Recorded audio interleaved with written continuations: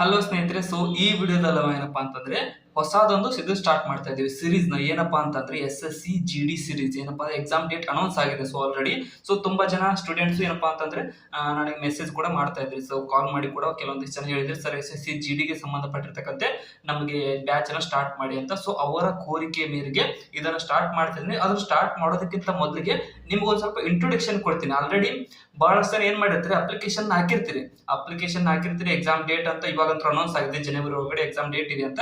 So but ಏನಪ್ಪಾ ಅಂತಂದ್ರೆ ಹೆಂಗ್ ಓದಬೇಕು, ಹೆಂಗ್ ಸ್ಟಡಿ ಮಾಡಬೇಕು, ಸೊ ಆಲ್ರೆಡಿ ಸೆಂಟ್ರಲ್ ದವ್ರು ಅನೌನ್ಸ್ ಮಾಡಿದ್ದಾರೆ. ಸೊ ಆ ರೀಜನಲ್ ಲ್ಯಾಂಗ್ವೇಜ್ ನಲ್ಲಿ ಕೂಡ ಎಕ್ಸಾಮ್ ಇರುತ್ತೆ ಅಂತ. ಸೊ ಯಾವ್ಯಾವ ಸಬ್ಜೆಕ್ಟ್ ಯಾವ್ಯಾವ ಲ್ಯಾಂಗ್ವೇಜ್ ಅಲ್ಲಿ ಕೂಡ ಇರುತ್ತೆ, ಮತ್ತೆ ಯಾವ ಡೇಟಿಗೆ ನಮ್ಮ ಎಕ್ಸಾಮ್ ಬರ್ಬೋದು ಅನ್ನೋದ್ರ ಬಗ್ಗೆ ಸ್ವಲ್ಪ ಬ್ರೀಫ್ ಆಗಿ ಈ ವಿಡಿಯೋದಲ್ಲಿ ಡಿಸ್ಕಸ್ ಮಾಡ್ತೀವಿ, ಇಂಟ್ರೊಡಕ್ಷನ್. ಸೊ ಏನಪ್ಪಾ ಅಂತಂದ್ರೆ ಆದಷ್ಟು ಕೊನೆಗೆ ಅಥವಾ ಕೊನೆವರೆಗೂ ನೋಡಿ ವಿಡಿಯೋನ. ಯಾರು SSC GD ಪ್ರಿಪೇರ್ ಮಾಡ್ತಾ ಇದಾರಲ್ಲ ಅವರು ಡಿಸ್ಕ್ರಿಪ್ಷನ್ ನೋಡಿ ನಮ್ಮ ಚಾನಲ್ ಲಿಂಕ್ ಇದಾವ, ಅವುಗಳನ್ನು ಫಾಲೋ ಮಾಡ್ಕೊಡ್ರಿ. ಮತ್ತೆ ಇದ್ರ ಕಮೆಂಟ್ ಸೆಕ್ಷನ್ ದಲ್ಲಿ ಕಮೆಂಟ್ ಕೂಡ ಮಾಡಿ. ಯಾಕಪ್ಪ ಅಂತಂದ್ರೆ ನನಗೊಂದ್ ಸ್ವಲ್ಪ ಅರ್ಥ ಆಗುತ್ತೆ ಎಷ್ಟು ಜನ ಪ್ರಿಪೇರ್ ಆಗ್ತಾ ಇದಾರೆ ಅನ್ನೋದ್ರ ಮೇಲೆಗೆ. ಜಾಸ್ತಿ ಜನ ಕಂಟೆಂಟ್ ನ ಬೇಕು ಅಂದಷ್ಟು ನಾನು ಜಾಸ್ತಿ ಕಂಟೆಂಟ್ ನ ಕೊಡ್ತೀನಿ, ಸೊ ಕನ್ನಡದಲ್ಲಿ ಕೊಡ್ತೀನಿ. ಸೊ ಅದಕ್ಕೋಸ್ಕರ ಹೇಳ್ತಾ ಇರೋದು. ಸೊ ಇದು ಜಾಸ್ತಿ ಟೈಮ್ ವೇಸ್ಟ್ ಮಾಡೋದು ಬೇಡ, ಇದನ್ನ ಡಿಸ್ಕಷನ್ ಮಾಡೋಣ. ಏನಪ್ಪಾ SSC GD ಹೆಂಗಿರುತ್ತೆ, ಅದ್ರ ಸಿಲೆಬಸ್ ಏನು, ಎಷ್ಟು ವೇಕೆನ್ಸಿ ಇದಾವೆ, ಯಾವ್ದಕ್ಕೆ ಎಷ್ಟು ಇದಾವೆ ಅಂತ. ಸೊ ಮೊದಲನೇದಾಗಿ ಟೋಟಲ್ ವೇಕೆನ್ಸಿ ಕಂಡು ಬರ್ತಕ್ಕಂಥದ್ದು 39,481 ವೇಕೆನ್ಸಿಗಳಿದ್ದು 2025 SSC GD ನಲ್ಲಿ. GD ಅಂತಂದ್ರೆ ಏನು, general duty staff selection commission ನ ಜನರಲ್ ಡ್ಯೂಟಿ. ಬಹಳಷ್ಟು ಜನಕ್ಕೆ GD ಫುಲ್ ಫಾರ್ಮ್ ಗೊತ್ತಿರಂಗಿಲ್ಲ. So general duty post application already ಎಲ್ರಿಗೂ ಮುಗ್ದಿದೆ, ಹಾಕಿದಿರಿ. ನೆಕ್ಸ್ಟ್ ಇಂಪಾರ್ಟೆಂಟ್ ಡೇಟ್ ಏನಪ್ಪಾ ಅಂದ್ರೆ ಅವು ಹಳೆವಿದ್ದು. ಎಕ್ಸಾಮ್ ಡೇಟ್ ನೋಡ್ರಿ, ಎಕ್ಸಾಮ್ ಡೇಟ್ ಮುಂದೆ ನಾವು ಅಫಿಷಿಯಲ್ ಇದು ಐತೆ, ಅದನ್ನ ತಗೊಂಡು ಡಿಸ್ಕಷನ್ ಮಾಡೋಣ. ಏಜ್ ಲಿಮಿಟ್ ಎಷ್ಟಿತ್ತು, 18ರಿಂದ 23. ಸೊ ನಿಮ್ಗೆ ಆಸ್ OBC ಇದ್ದವರಿಗೆ ಮತ್ತೆ ನಿಮ್ SC ST ಇದ್ದವರಿಗೆ ನಿಮ್ಗೆ ಏನೈತಲ್ಲ, ಸೊ ಅದು ರಿಲ್ಯಾಕ್ಸೇಷನ್ ಕೂಡ ಇತ್ತು. ಸೊ ಅದನ್ನು ಕೂಡ ನೀವು ನೋಡ್ಕೊಳ್ರಿ. ಅದ್ರ ಮೇಲೆ ನೀವು ಅಪ್ಲಿಕೇಶನ್ ಹಾಕಿರ್ತೀರಿ, ನೀವು ಅದ್ರದ್ದು ಟೆನ್ಷನ್ ಇರಲ್ಲ. ಬಟ್ ನಮಗೆ ಇಲ್ಲಿ ಏನಪ್ಪಾ ಅಂದ್ರೆ ಸಿಲೆಬಸ್ ಏನಿರುತ್ತೆ ಅನ್ನೋದು ಬಹಳ ಮೇನ್ ಇಂಪಾರ್ಟೆಂಟ್ ಆಗಿರ್ತಕ್ಕಂಥದ್ದು. ನೋಡಿ, ಕ್ವಾಲಿಫಿಕೇಶನ್ 10th ಕ್ಲಾಸ್ ಆಗಿರ್ಬೋದು, CBSE ಆಗಿರ್ಬೋದು, ICSE ಆಗಿರ್ಬೋದು, ಸ್ಟೇಟ್ ಬೋರ್ಡ್ ಆಗಿರ್ಬೋದು, ನೀವು ಕ್ವಾಲಿಫಿಕೇಶನ್ ಮೇಲೆ ಇರುತ್ತೆ. ಅದು ಅಂದ್ರೆ 23 ವಯಸ್ಸಿನ ಒಳಗಡೆ ಇರ್ತಕ್ಕಂಥವ್ರಿಗೆ ಇರುತ್ತೆ.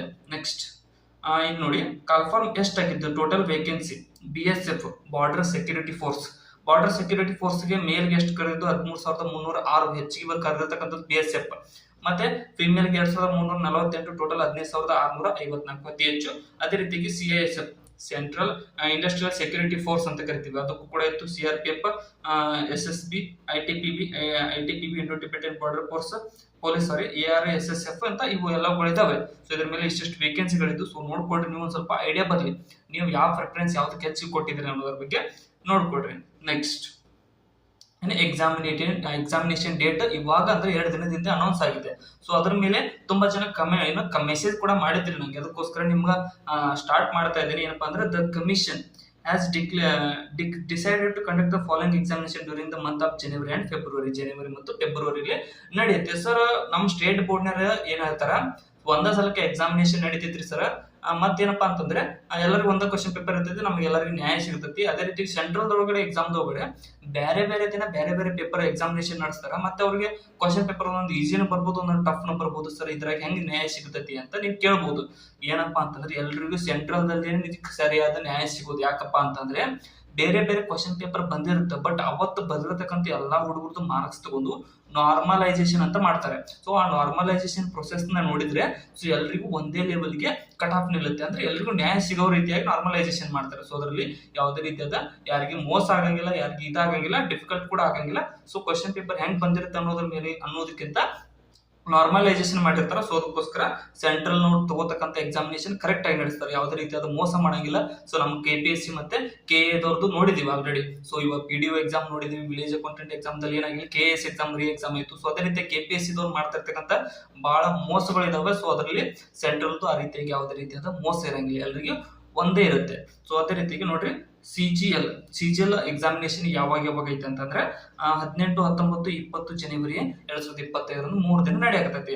ಯಾವಾಗ CGL ಕಡಿಮೆ ಜನ ಹಾಕಿರ್ತಾರೆ, ಡಿಗ್ರಿ ಲೆವೆಲ್ ಇದ್ದದ್ದು. ಇನ್ನು SSC GD in central armed police, CAPF, SSF, rifleman GD, in Assam rifles, sepoy, narcotics ಅನ್ನುವಂಥದ್ದು 4th 5th 4ನೇ ತಾರೀಕಿಂದ ಸ್ಟಾರ್ಟ್ ಆಗಿ 25ನೇ ತಾರೀಕು ಅಂದ್ರೆ ಫೆಬ್ರವರಿ 25ರವರೆಗೂ, ಫೆಬ್ರವರಿ ಒಳಗಡೆ 4ನೇ ತಾರೀಕಿಂದ 25ರವರೆಗೂ ಎಕ್ಸಾಮಿನೇಷನ್ ಇದಾವೆ. ಯಾವುದು SSC GD ಗೆ ಸಂಬಂಧಪಟ್ಟಿರ್ತಕ್ಕಂಥ ಎಕ್ಸಾಮಿನೇಷನ್ ಫೆಬ್ರವರಿಲಿ 4th ಇಂದ 5th ವರೆಗೂ. ನಡಬರ್ಕ್ ಒಂದ್ ಸ್ವಲ್ಪ ಗ್ಯಾಪ್ ಐತೆ ಅನ್ಕೊಂತೀನಿ.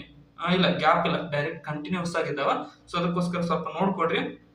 ಎಕ್ಸಾಮಿನೇಷನ್ ಡೇಟ್ ಅನೌನ್ಸ್ ಆಗಿತ್ತು, ನೀವು ಸ್ವಲ್ಪ ಕಾನ್ಸಂಟ್ರೇಟ್ ಮಾಡಿ ಇವಾಗ ಓದ್ಕೊಡ್ರಿ. ಏನು ಭಾಳ ಟಫ್ ಇರಂಗಿಲ್ಲ ಎಕ್ಸಾಮಿನೇಷನ್, ಸೊ ಈಸಿ ಆಗಿರುತ್ತೆ. ಸೊ ಅದಕ್ಕೋಸ್ಕರ ನೀವು 10th ಲೆವೆಲ್ ಅಂದ್ರೆ ಸ್ವಲ್ಪ ಈಸಿ ಆಗಿರುತ್ತೆ. ನೀವು ಸ್ವಲ್ಪ ಪ್ರಿಪರೇಷನ್ ಮಾಡಿದ್ರು ನೆಕ್ಸ್ಟ್ ಫಿಸಿಕಲ್ ಒಂದು ಸ್ವಲ್ಪ ಡಿಫಿಕಲ್ಟ್ ಇರುತ್ತೆ. ಫಿಸಿಕಲ್ ನೀವು ಸ್ಟಾರ್ಟ್ ಮಾಡಿರ್ತೀರಿ ಆಲ್ರೆಡಿ. ಸೊ ಬಟ್ ಏನಪ್ಪಾ ಅಂದ್ರೆ ಬಹಳಷ್ಟು ಜನ ಎಕ್ಸಾಮಿನೇಷನ್ ಫೇಲ್ ಆಗಿರ್ತೀರಿ. ಸೊ ಅದ್ರ ಬಗ್ಗೆ ಸ್ವಲ್ಪ ನಿಗಾ ವಹಿಸ್ಬಿಟ್ರೆ ನಾನು ಹೇಳ್ಕೊಡ್ತೀನಿ. ಸೊ ಅದೇ ರೀತಿ ತುಂಬಾ ಜನ ಹೇಳ್ಕೊಡ್ತಾ ಇದ್ದಾರೆ, ಇಂಗ್ಲಿಷ್ ನಲ್ಲಿ ಇದ್ದಾರೆ, ಹಿಂದಿ ಒಳಗಡೆ ಅಂತೂ ತುಂಬಾ ಜನ ಇದ್ದಾರೆ.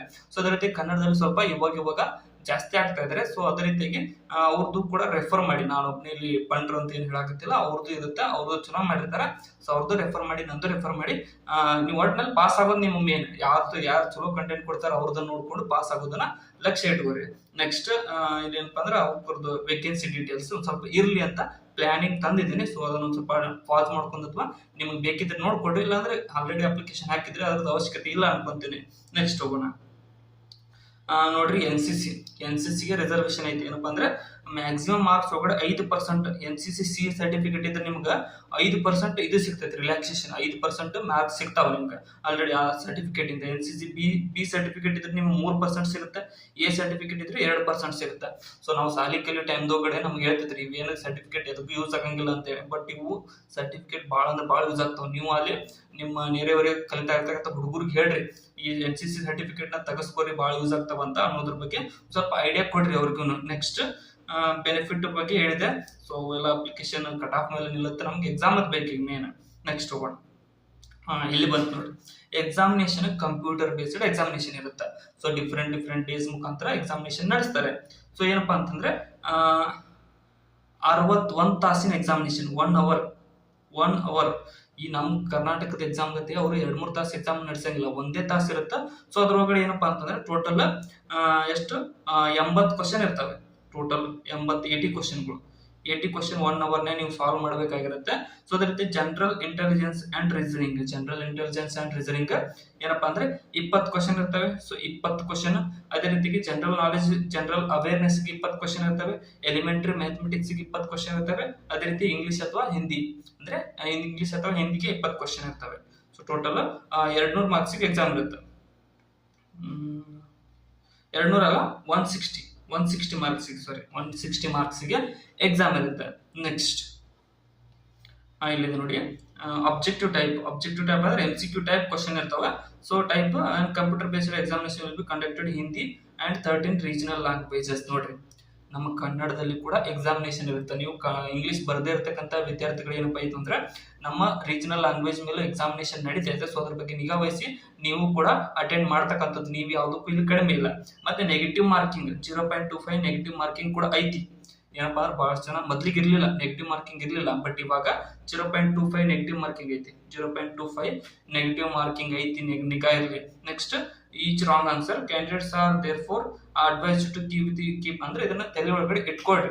0.25 ನೆಗೆಟಿವ್ ಮಾರ್ಕಿಂಗ್ ಇರುತ್ತೆ ಅನ್ನೋದ್ರ ಬಗ್ಗೆ.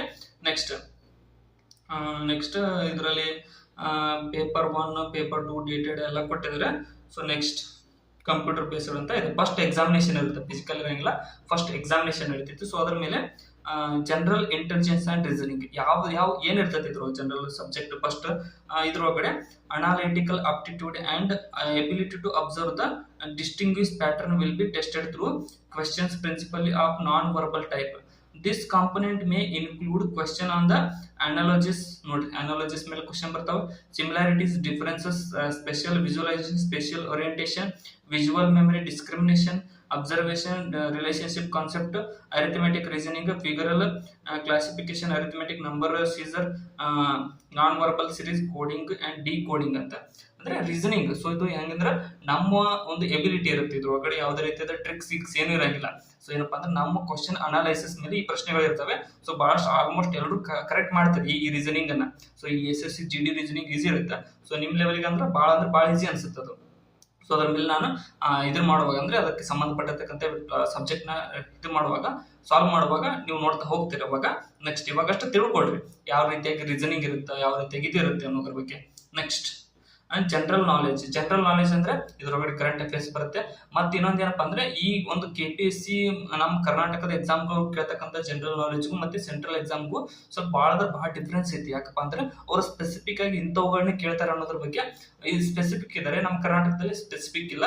ಸೊ ವಾಸ್ಟ್ ಇರುತ್ತೆ, ಇಲ್ಲಿ ಡೀಪ್ ಇರುತ್ತೆ. ಸೊ ಅದು ಸೆಂಟ್ರಲ್ ಸಂಬಂಧಪಟ್ಟಿರ್ತಕ್ಕಂಥದ್ದು ಅಷ್ಟೊಂದು ವಾಸ್ಟ್ ಇರಲ್ಲ. ಸೊ ಈಸಿಯಾಗಿ ಕವರ್ ಮಾಡಬಹುದು ನೀವು ಜನರಲ್ ನಾಲೆಜ್ ಅನ್ನ ಮತ್ತೆ ಕರೆಂಟ್ ಅಫೇರ್ಸ್ ನ ಕವರ್ ಮಾಡಬಹುದಾಗಿದೆ. ನೆಕ್ಸ್ಟ್ ಇನ್ನು ಎಲಿಮೆಂಟರಿ ಮ್ಯಾಥಮೆಟಿಕ್ಸ್, ನೀವು 10th ವರೆಗೂ ಏನ್ ಮ್ಯಾಥಮೆಟಿಕ್ಸ್ ಕಲ್ತಿರ್ತೀರಲ್ಲ, ಸೊ ಈಸಿ ಮ್ಯಾಥಮೆಟಿಕ್ಸ್ ಅದು. ಸೊ ಅದ್ರ ಮೇಲೆ ಪ್ರಶ್ನೆಗಳು ಬರ್ತವೆ. ಸೊ ಅದನ್ನು ಸ್ವಲ್ಪ ರಿವಿಷನ್ ಮಾಡ್ತಾ ಹೋದಂತೆ ಅದೆಲ್ಲ ಅರ್ಥ ಆಗುತ್ತೆ ನಿಮಗೆ. 10th ವರೆಗೂ ಅಷ್ಟೇ ಅಂದ್ರೆ ಟ್ರಿಗ್ನೋಮೆಟ್ರಿ ಅವೆಲ್ಲ ಬರಂಗಿಲ್ಲ, ಬಟ್ ಸ್ವಲ್ಪ ಮಟ್ಟಿಗೆ ಬರುತ್ತೆ ಅಷ್ಟೇ. ಇನ್ನು English or Hindi candidates ability to understand basic English or Hindi in their basic comprehension will be tested ಅಂತ ಕೇಳಿದ್ರೆ, ಅಂದ್ರೆ ಈ ಒಂದು ಕನ್ನಡ ಅಥವಾ ಹಿಂದಿ ಗ್ರಾಮರ್ ಅನ್ನ ಬರುತ್ತೆ. ಸೊ ಅದ್ರ ಬಗ್ಗೆ ತಲೆ ಕೆಡಿಸ್ಕೊಳ್ಳಿ. ಇಂಗ್ಲಿಷ್ ಆರ್ ಹಿಂದಿ ಗ್ರಾಮರ್ ಅದು ಈಸಿ ಇರುತ್ತೆ. ಸೊ ಅದನ್ನು ಜಾಸ್ತಿ ಇದು ಮಾಡ್ಕೊಳ್ಳೋದು ಬೇಡ. ನೆಕ್ಸ್ಟ್ ಹೋಗೋಣ. ಫಿಸಿಕಲ್ ಆದ್ಮೇಲೆ ಎಕ್ಸಾಮಿನೇಷನ್ ಒಳಗಡೆ ನೀವು ಏನಾದ್ರು ಪಾಸ್ ಆದ್ರೆ ನಿಮ್ಗೆ ಫಿಸಿಕಲ್ ಇರುತ್ತೆ. ಫಿಸಿಕಲ್ ಏನಿರುತ್ತೆ, ಫಿಸಿಕಲ್ ಮತ್ತೆ ಏನಪ್ಪಾ ಅಂದ್ರೆ ಫಿಸಿಕಲ್ ಇರುತ್ತೆ. ಅದ್ರ ಬಗ್ಗೆ ಇದೆ ನೋಡಿ. ನೆಕ್ಸ್ಟ್ ಹೋಗೋಣ. ಫಿಸಿಕಲ್ ಏನಿರುತ್ತೆ ನೋಡಿ, ಇವೆಂಟ್ ರೇಸ್ ಇರುತ್ತೆ, ರನ್ನಿಂಗ್ ರೇಸ್ ಅನ್ನೋದಕ್ಕೆ ರೇಸ್ ಇರುತ್ತೆ. ಸೊ 5 ಕಿಲೋಮೀಟರ್ 24 ನಿಮಿಷ ಒಳಗಡೆ ನೀವು 5 ಕಿಲೋಮೀಟರ್ ರನ್ನಿಂಗ್ ಮಾಡಬೇಕಾಗತ್ತೆ. ಸೊ ಗಂಡು ಮಕ್ಕಳು, ಅದೇ ರೀತಿ ಹೆಣ್ಮಕ್ಳು 7 ನಿಮಿಷದೊಳಗಡೆ 1.6 ಕಿಲೋಮೀಟರ್ ರನ್ನಿಂಗ್ ನ ಮಾಡಬೇಕಾಗತ್ತೆ. ಇದು ಕಂಪಲ್ಸರಿ ಐತಿ. ಸೊ ಏನಪ್ಪಾ ಅಂದ್ರೆ ನೀವು ಎಕ್ಸಾಮ್ ಬರೆಯೋದಕ್ಕೆ ಹೋಗ್ತಿರೋ ಇಲ್ಲೋ ಗೊತ್ತಿಲ್ಲ, ನೀವು ಫಿಸಿಕಲ್ ಮಾತ್ರ ಸ್ಟಾರ್ಟ್ ಮಾಡಿರ್ಬೇಕು ಈಗ ಆಲ್ರೆಡಿ. ಯಾಕಪ್ಪ ಅಂತಂದ್ರೆ ಸ್ವಲ್ಪ ಡಿಫಿಕಲ್ಟ್ ಐತಿ ಫಿಸಿಕಲ್. ಸೊ ಬಹಳಷ್ಟು ಜನ ಪಾಸ್ ಆಗಲ್ಲ. ಸೊ ನಿಮ್ಮ ಲಕ್ ಅನ್ಕೊಡ್ರಿ, ಯಾರು ಫಿಸಿಕಲ್ ಫಿಟ್ ಇದಿರೋ, ಸೊ ಅದು ನಿಮ್ಮ ಲಕ್. ಎಕ್ಸಾಮಿನೇಷನ್ ಒಂದು ಪಾಸ್ ಮಾಡಿಬಿಟ್ರೆ ನೀವು ಫುಲ್ ಪಾಸ್ ಆದಂಗಿನ. ಇನ್ನು ಫಿಮೇಲ್ ಸರಿ 1 ನಿಮಿಷ, ಇದು ಎರಡು ಮೇಲ್ಗಿದಾವೆ. ಸಾರಿ 1.6 ಕಿಲೋಮೀಟರ್ 7 ನಿಮಿಷದಾಗ ಹೋಗ್ಬೇಕು. ಮತ್ತೆ ಲಡಾಖ್ ರೀಜನ್ ಅವ್ರಿಗೆ ಇದು Ladakh region 1.6 kilometre Ladakh region ಅವ್ರಿಗೆ. ಇದು ನಮಗಿರ್ತಕ್ಕಂಥದ್ದು 5 ಕಿಲೋಮೀಟರ್. ಅದಕ್ಕೆ ಅಂತ 5 ಕಿಲೋಮೀಟರ್ 24 ನಿಮಿಷದೊಳಗಡೆ 5 ಕಿಲೋಮೀಟರ್ ರನ್ನಿಂಗ್ ಮಾಡ್ಬೇಕು ನೀವು. ಫಿಮೇಲ್ ಅಂದ್ರೆ 1.6 ಕಿಲೋಮೀಟರ್ 8.5 ನಿಮಿಷ ಇರುತ್ತೆ. 1.6 kilometre 4 round. So already PSI PC physical ಇರುತ್ತಲ್ಲ, ಅಷ್ಟು 4 ರೌಂಡ್ ನಿಮ್ಗೆ ಜಾಸ್ತಿ ಟೈಮ್ ಇದೆ. 8.5 ನಿಮಿಷದಲ್ಲಿ ನೀವು ಅದನ್ನ ಕವರ್ ಮಾಡ್ಬೇಕಂತ ಇದೆ. ಸೊ ಅಷ್ಟು ನೀವು ಕವರ್ ಮಾಡ್ತೀರಿ ಹೆಣ್ಮಕ್ಳು. ನೀವು ಸ್ವಲ್ಪ ಪ್ರಾಕ್ಟೀಸ್ ಮಾಡಿದ್ರೆ ಸಾಕು. ನೆಕ್ಸ್ಟ್ ಹೋಗೋಣ.